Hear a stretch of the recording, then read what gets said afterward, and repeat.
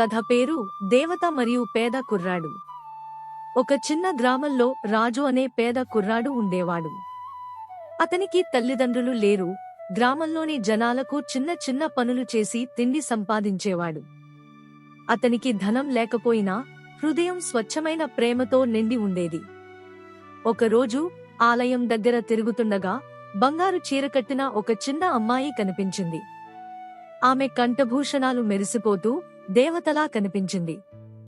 ఆమె చిరునవ్వుతో, అన్నయ్యా, నీకు ఆకలిగా ఉందా అని అడిగింది. రాజు తల ఊపాడు. అమ్మాయి ఒక మిఠాయిల బుట్ట ఇచ్చి, ఈ మిఠాయిలు తిను, నీకు ఎప్పుడైనా ఆకలేస్తే నన్ను తలుచుక్కో అని చెప్పింది.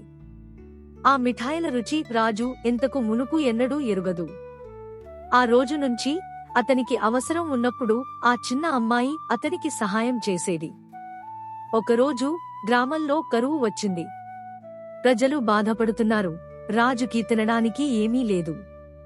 అతను ఆలయానికి వెళ్లి చిన్న అమ్మాయిని వెతికాడు. కాని ఆమె ఎక్కడా కనిపించలేదు. ఆర్తిగా దేవత విగ్రహం ముందు మోకాళ్లపై కూర్చుని ప్రార్థించాడు.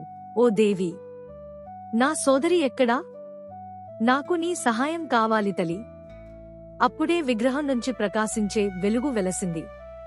ఒక మృదువైన స్వరం వినిపించింది. రాజు, నేను అదే చిన్న అమ్మాయిని. నీకు సహాయం చేయడానికి సోదరిగా వచ్చాను. నీ మంచి మనసు నన్ను కదిలించింది.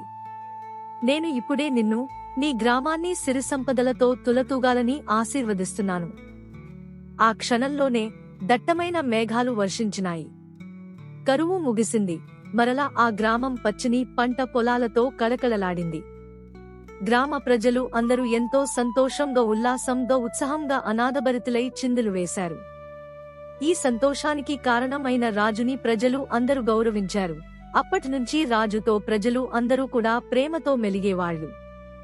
నీతి, మంచి మనసు ఉన్నవారికి దేవతల ఆశీర్వాదం ఎప్పుడూ లభిస్తాయి.